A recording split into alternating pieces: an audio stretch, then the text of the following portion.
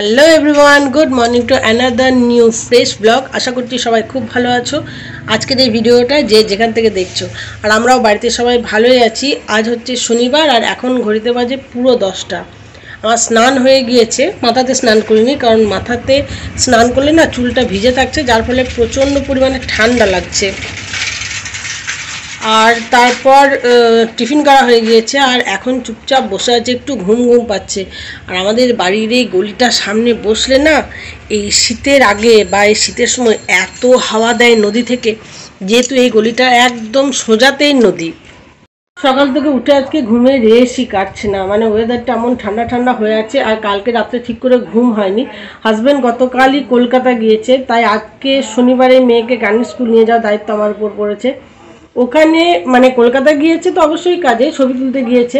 তো ওখানে কার্তিক মাসে পূর্ণিমার দিন কলকাতাতে দেব দীপাবলি অনুষ্ঠান হয় গঙ্গার ঘাটে, তো সেটা কভার করবে। আবার পরের দিন চাকলা ধাম বলে একটা জায়গা আছে, সেটা উত্তর 24 পরগনা না দক্ষিণ 24 পরগনা সেটা কিন্তু আমি জানি না, তবে কোনো এক 24 পরগনায় চাকলা ধাম বলে একটা জায়গা আছে, যেখানে লোকনাথ বাবার খুব বড় একটা অনুষ্ঠান হয়। তো সেই জায়গাটাও কভার করবে। আপাতত উনি ওনার কাজ করতে গিয়েছেন, আর আমাকে যেহেতু মেয়েকে নিয়ে যেতে হবে গানের স্কুল, তাই আমাকে আমার কাজ করতে হবে। আর আজকে যাব ট্রেনে। আমরা যেটা দেখলাম যে অটোতে যাওয়ার থেকে ট্রেনে যাওয়াটা আমাদের বেশি সুবিধা সব দিক দিয়ে। ট্রেনে গেলে যেমন খরচটাও কম পড়ে, সেরকম মানে যাওয়া আসাটাও সুবিধা। আমার বাড়ি থেকে যেহেতু স্টেশন খুবই কাছে, প্রায় হাঁটা পথের রাস্তা, তাই ট্রেনে যাব মা আর মেয়ে মিলে গানের স্কুল। তো দেখা যাক কত দূর কী হয়। যাওয়াটা কোনো ব্যাপার নয়, আসাটা একটু টাফ, কারণ মানে অন্ধকার হয়ে যায়, সন্ধে লেগে প্রায় রাতের দিক গড়িয়ে যায়। আর যেহেতু মা মেয়ে দুজন মিলে আসি তো একটু টেনশন হয়, আর এতটা রাতে অটো পাওয়াটাও খুব টাফ। তাই ঠিক করেছি যে ট্রেনেই যাব, ট্রেনেই আসবো। আর প্রচুর পরিমাণে জামা কাপড় কেটেছি, সেগুলো সমস্ত ছাদে মিলতে হবে। তোমাদের সাথে ছাদটাও শেয়ার করা হয় না, এখন তো সেভাবে ছাদটা দেখাতেই পারি না, তো আজকে ছাদটাও তোমাদেরকে একবার দেখাবো। তো চলো কাজকর্মগুলো চটপট করে নিই, মানে মেয়েকে নিয়ে যেতে হলে সমস্ত কাজকর্ম আমাকে সেরে শুয়ে তারপর যেতে হবে। তো চলো এখনকার মতো টাটা, পরে আবার এসে তোমাদের সাথে কথা বলছি। ছাদে চলে এসেছি, জামা কাপড়গুলো নিয়ে সমস্ত জামা কাপড় মিলবো। আর আগে থেকে কিছু জামা কাপড় আছে, সেগুলোকে সমস্ত নিয়ে যাব তুলে।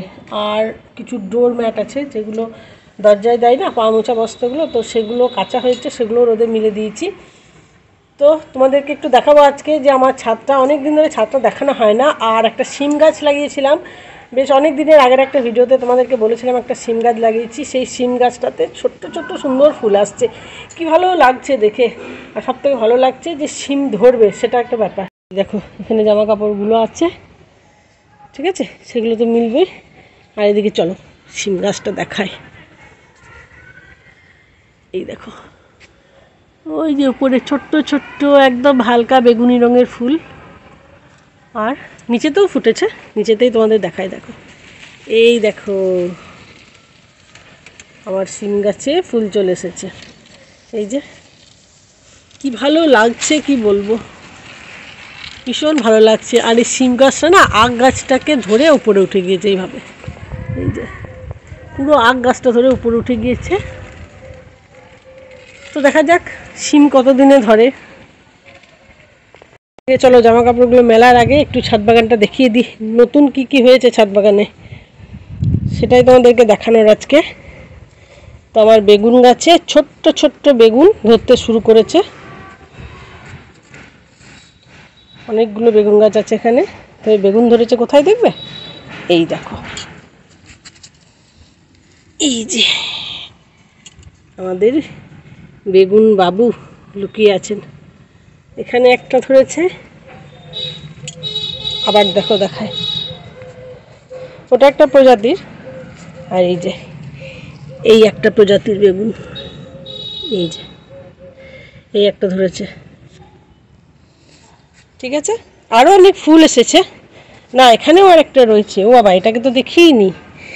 এই দেখো এখানে আরও একটা আছে, দেখা যাচ্ছে কি, এই যে পাতার ফাঁকে ঢুকে যাচ্ছে, ঠিক আছে। আর এই দেখো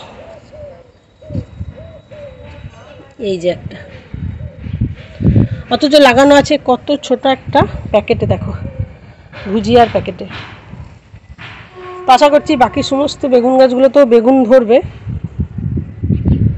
এখানে একটা সাদা জবার কাটিং লাগানো হয়েছিল, তো সেই কাটিংটা থেকে সুন্দর একটা গাছ হয়েছে। আর দেখো ফুল ফুটছে, এটা গত বছরের গাছ, ভারী সুন্দর ফুলটা ফুটেছে। এটাই খবর। আর এই যে আমার জারবেরা গাছগুলো ওই শীত পড়ছে আর সুন্দর হয়ে যাচ্ছে। কুড়ি এখনো দেখতে পাচ্ছি না, মনে হয় কুড়ি এখনো আসেনি। এদিকে সব ঠিকঠাকই আছে, সব সুন্দর চলছে, সব কিছু সুন্দর আছে। তো চল এখন কাজটা করি, পরে আবার এসে তোমাদের সাথে কথা বলছি। সংসার এমন একটি জায়গা বন্ধুরা, যেখানে প্রত্যেকটা মুহূর্তেই মেয়েদেরকে মানিয়ে গুছিয়ে চলতে হয়। শুধু মেয়েদেরকে বলবো না, ছেলেদেরকেও অনেক কিছু মানিয়ে গুছিয়ে নিতে হয়। এই দেখো না, এখন আমার হাজব্যান্ড বাইরে গিয়েছে, আমি আমার হাজব্যান্ডের ডিউটিগুলো করব। যেমন মেয়েকে গানের স্কুলে নিয়ে যাওয়া বা অন্যান্য টুকটাক যে ডিউটি, সেগুলো আমাকে করতে হবে। আর যখন আমি অসুস্থ থাকবো বা কোথাও যাব, তখন আমার হাজব্যান্ড আমার এই সমস্ত ডিউটিগুলো করে দেয়। এই যে কাপড় জামা মেলা, তারপর কাপড় জামা তুলে নিয়ে যাওয়া। এমনিতেই আমার শ্বশুরমশাই এই সমস্ত কাজগুলো করেন, কিন্তু আমার হাজব্যান্ডও অনেক কিছু মানিয়ে গুছিয়ে নিয়ে চলে, অনেক কিছু কাজ করে দেয় যখন আমি থাকি না বা অসুস্থ থাকি। তো সে সমস্ত কিছুই চিন্তা করছিলাম।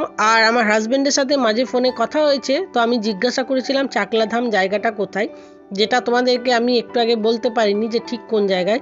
তো এটা যতদূর সম্ভব উত্তর 24 পরগনার বনগাঁ যে রুটটা আছে সেই রুটে।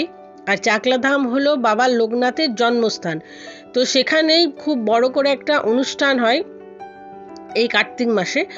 আর তারপর তো তোমাদেরকে বলেছি যে সেখানে যে বড় অনুষ্ঠান, সেটা আমার হাজব্যান্ড কভার করতে গিয়েছে।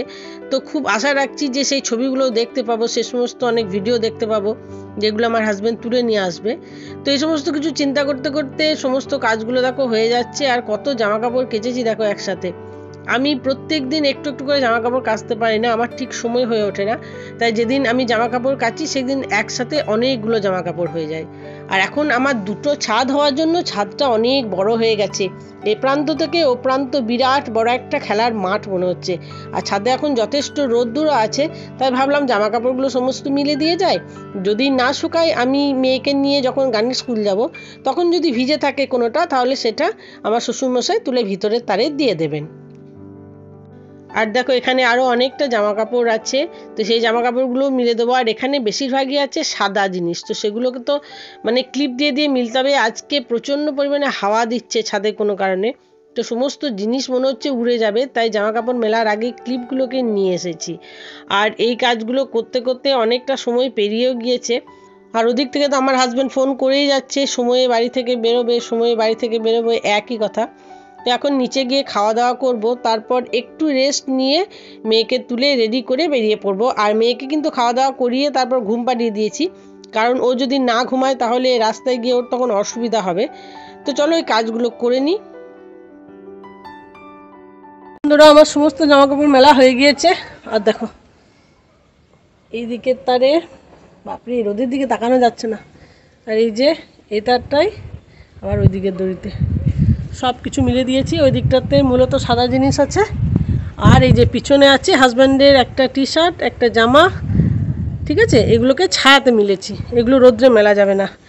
আর একটা বেশ সুন্দর জিনিস দেখলাম, সেটা তোমাদের সাথে শেয়ার করা হয়নি তখন, আসলে তখন খেয়ালই করিনি, সেটা ক্যামেরাটা ঘুরিয়ে দেখায় বড় জোর। বহুদিন পর হঠাৎ করে দেখছি এই লেবু গাছে একটা লেবু রয়েছে, এই যে দেখেছো, সুন্দর একটা লেবু রয়েছে। এই লেবু গাছে অনেক দিন কোনো ফুল আসেনি, খারাপ লাগছিল খুব। যখন প্রথমবার লেবু ধরেছিল তখন প্রচুর লেবু ধরেছিল, আর এবারে আর সেরকম ফুল আসেনি। তবে এই যে দেখছি একখানা ফুল ফুটেছে, মানে ফোটেনি এখনও, জাস্ট কুঁড়িটা এসেছে, এই যে একখানা। আর এখানে দেখছি একটা ছোট্ট লেবু ধরে আছে, এই দেখো, এই যে ছোট্ট একটা লেবু ধরে আছে। এটুকুই দেখতে পেলাম, আপাতত সেরকম কিছু দেখতে পাচ্ছি না। তো যেটা দেখতে পেলাম সেটাই ভালো, সেটাই বা খারাপ কি বলো, বেশ ভালো লাগলো। চলো এখন নিচে যাই, নিচে গিয়ে অনেক কাজ আছে, সেগুলো কমপ্লিট করি। দেখো বন্ধুরা, বাড়ি থেকে বেরিয়ে পড়েছি আমরা মার মেয়েতে। আর আমি আজকে এই কালো শাড়িটা পরেছি। এই শাড়িটা দুর্গাপুজোর সময় নিয়েছিলাম, কিন্তু তখন আর পরা হয়ে ওঠেনি, তো ভাবলাম কেননা আজকে পরে যাই। শাড়িটা ভীষণ নরম, ভীষণ সুন্দর। আর দেখো, স্টেশনের মুখে ঢুকছি। এই রাস্তাটা সোজা চলে গিয়েছে ময়ূরাক্ষী নদীর উপরে একটা মাটির ব্রিজ আছে, তো সেখানে। আর এই যে এটা স্টেশন যাওয়ার রাস্তা। তো আমাদের স্টেশনের এই চত্বরটা অনেকটা চওড়া। দেখো, স্টেশনে ঢুকেই এই ডান দিকে ওভারব্রিজ রয়েছে, আর দেখো বাঁ দিকে এই রাস্তাটায় গেলে নন্দিকেশ্বরী মায়ের মন্দির পড়ে, যেটা 51টা সতীপীঠের একটা পীঠ। আর এখন আমাদেরকে এই এত বড় ওভারব্রিজটাকে ক্রস করে প্ল্যাটফর্মের ওপারে গিয়ে টিকিট কেটে আনতে হবে। এখানে টিকিট কাটতে চলে এসেছি, আর আমি দাঁড়িয়ে আছি। আর জু ভীষণ ভালোবাসে টিকিট কাটতে। তো আমরা যখন এরকম ট্রেনে যাই তখন জু বলে, মা দাও টিকিটটা আমি কেটে আনি। এখানে সিউড়ি যাওয়ার 2টো টিকিট জু কেটে নিয়ে আসছে। আর আমরা কিন্তু কখনোই টিকিট ছাড়া ট্রেনে উঠি না, এটা আমার হাজব্যান্ডের নির্দেশ বলতে পারো। আর এই দেখো, এটা হচ্ছে স্টেশনের বাইরের একটা ঝলক। আসার সময়তে একটা পোর্শন দেখালাম তোমাদের স্টেশনের বাইরের, এটা হচ্ছে ঠিক তার উল্টো সাইডটা।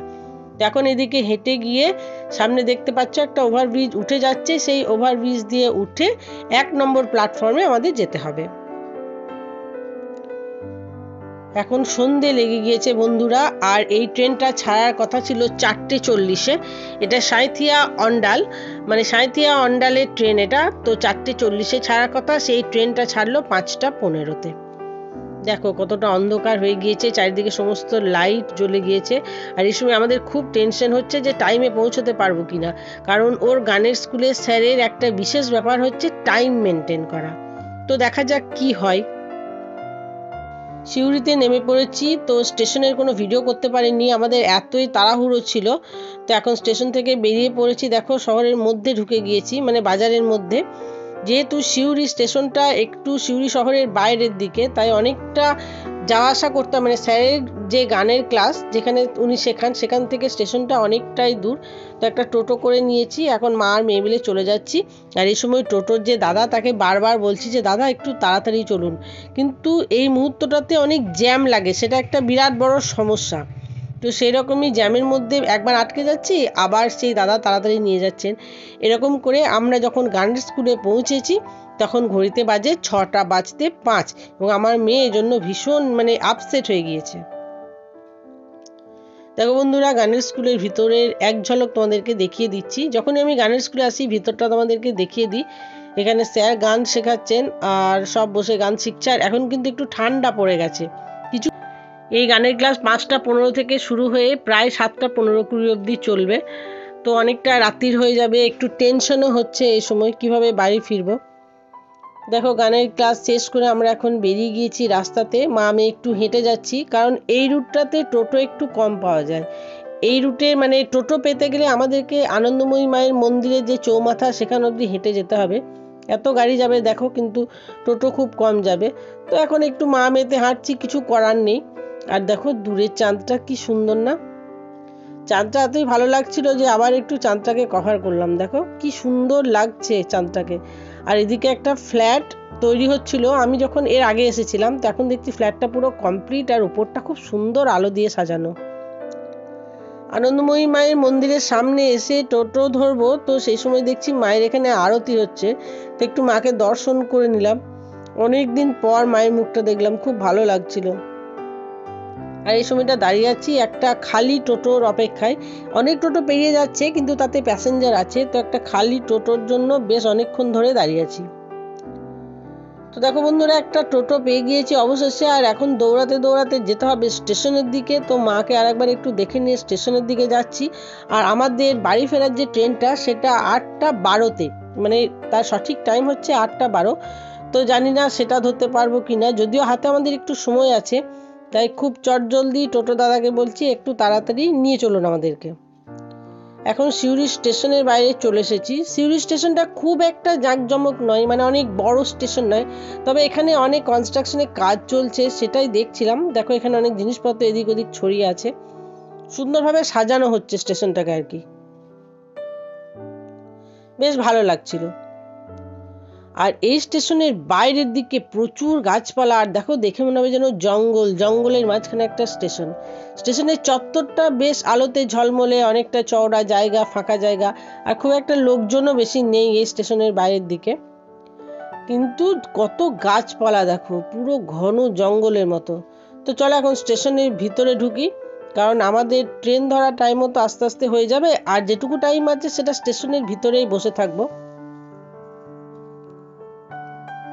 দেখো স্টেশনের ভিতরে ঢুকে গিয়েছি, এটা স্টেশনের ভিতরের অংশ, আর কেমন ফাঁকা ফাঁকা দেখো। এটাই আমার সব থেকে বেশি টেনশন এবং ভয়ের ব্যাপার। তবুও অটোতে না এসে ট্রেনেই এসেছি, কারণ এখানে অনেকটা সাশ্রয় পড়ে ট্রেনে এলে। আর দেখো সংসার করতে গেলে অনেক কিছুই আমাদেরকে করতে হয়, সংসার বুঝে চালাতে হয়, খরচ খরচাও সেভাবেই করতে হয়।